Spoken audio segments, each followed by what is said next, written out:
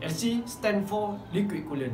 Kita tahu ia memakai radiator dan mempunyai sistem penyedukan air. Kau belagak macam engkau tahu semua, padahal kau cikgu, kau selalu sibuk sana. Tak pernah jam, tak perlu kemadu, keputusan dalam saya. Assalamualaikum dan selamat sejahtera bagi semua. Okey, hari ini saya akan share pasal masalah jentera 135 LC, FZ dan Y suku. Penyakit yang berkenaan 3 serangkai. Bagi saya lah, saya ciptakan nama 3 serangkai ni adalah masalah yang besar lah, ataupun masalah yang sangat serius bagi ketiga-tiga jentera ni. Okey, apakah masalah dia? Seperti mana kita tahu, LC adalah satu motor kapcai pertama di Malaysia yang menggunakan liquid coolant. LC stand for liquid coolant. Kita tahu ia memakai radiator dan mempunyai sistem penyedukan air. Okey, berbanding motor belang yang memakai sistem penyedukan minyak. Okey, so jangan terkeliru kat situ. Minyak dengan air adalah benda yang berbeza. Okey, first kali penyakit 3 serangkai ni, apakah yang terjadi pada LC, Y suku dan FZ ni? Okey, macam saya yang sering jumpa setelah bertahun-tahun membuat ketiga-tiga jentera ni memperbaiki, merepair ataupun kita cakap membaik pulih lah tiga-tiga jentera ni, masalah dia benda yang sama adalah dia melibatkan blok, rod dan water pump. First kali yang kena adalah water pump. Walaupun kita jaga minyak hitam sekali macam mana pun, water pump ni dia akan jadi rosak ataupun leaking ataupun seal dia dah makan lah, ataupun dah sampai usia untuk kita servis. Tapi buat kita yang tak tahu, buat kita yang mungkin sambil lewa ataupun memang tidak tahu apa-apa pasal benda ni, tak ada orang memberitahu ataupun kita memang tidak ada sumber untuk mengetahui bab ni. So saya rasa terpanggil untuk share, berkongsi benda ni agar kita semua dapat terhindar dari masalah ni lah. So first kali masalah yang datang daripada water pump. Water pump ni fungsi dia adalah menyalurkan ataupun memberi perjalanan dalam ruang penyedukan enjin. Okey, bila tiada water coolant ataupun bila tiada coolant dalam sistem penyedukan enjin, ataupun kita panggil water pump dah problem, dah seal dah koyak, air coolant ni dia akan masuk ke ruangan enjin dan mengakibatkan tiada air dalam ruang penyedukan radiator. So, akibat daripada itu, water pump tidak berfungsi secara normal, atau kita panggil memang tidak ada sistem penyedukan air lah dalam sistem motor tersebut bila water pump tu problem. Apabila water pump ni problem, ia akan mengakibatkan motor menjadi panas ataupun heat yang melampau. Bila sampai satu tahap, blok akan jam ataupun jam cala, jam panas orang panggil.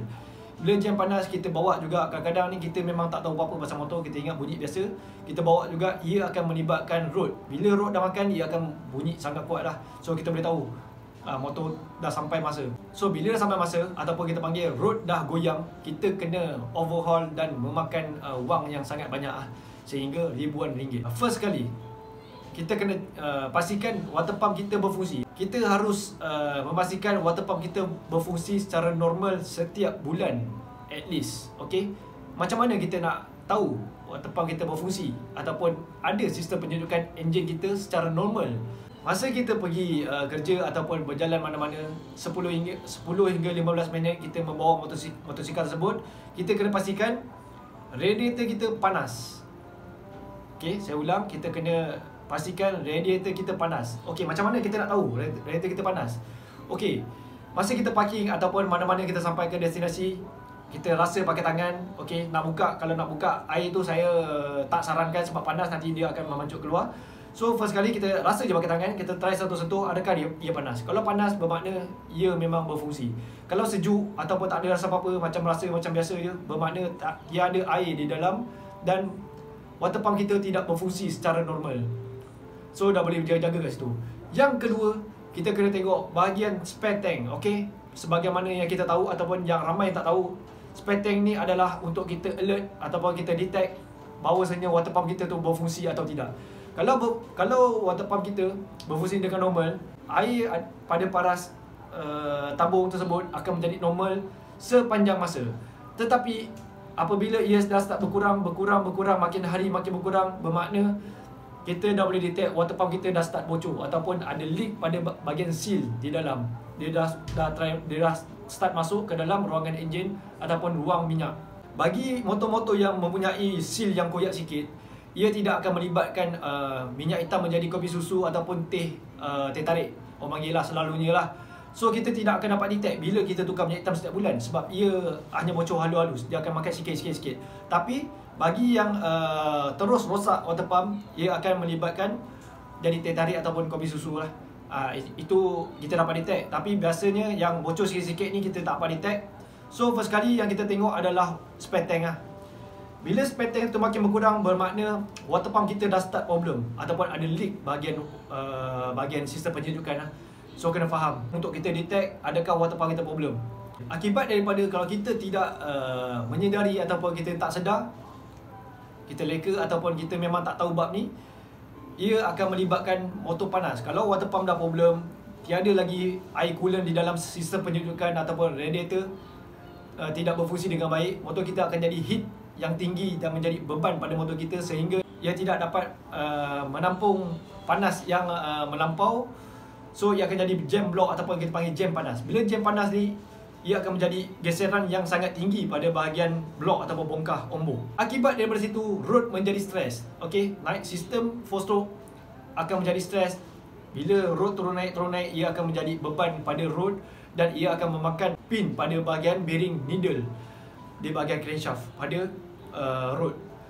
So, akibat daripada water pump yang berharga sekitar 100, 200, paling tinggi pun 300 lebih, siap pasang apa semua, kita telah meletakkan ia menjadi kos sehingga RM1,000 ataupun lebih. Inilah yang saya panggil penyakit 3 serangkai. Daripada water pump problem, pergi ke blok dan ia akan berjangkit pada road.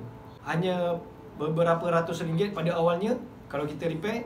So kalau kita tidak menyedari, ia akan melibatkan ribuan ringgit. Okay, so itu saja yang saya nak share kali ini. Semoga bermanfaat untuk korang.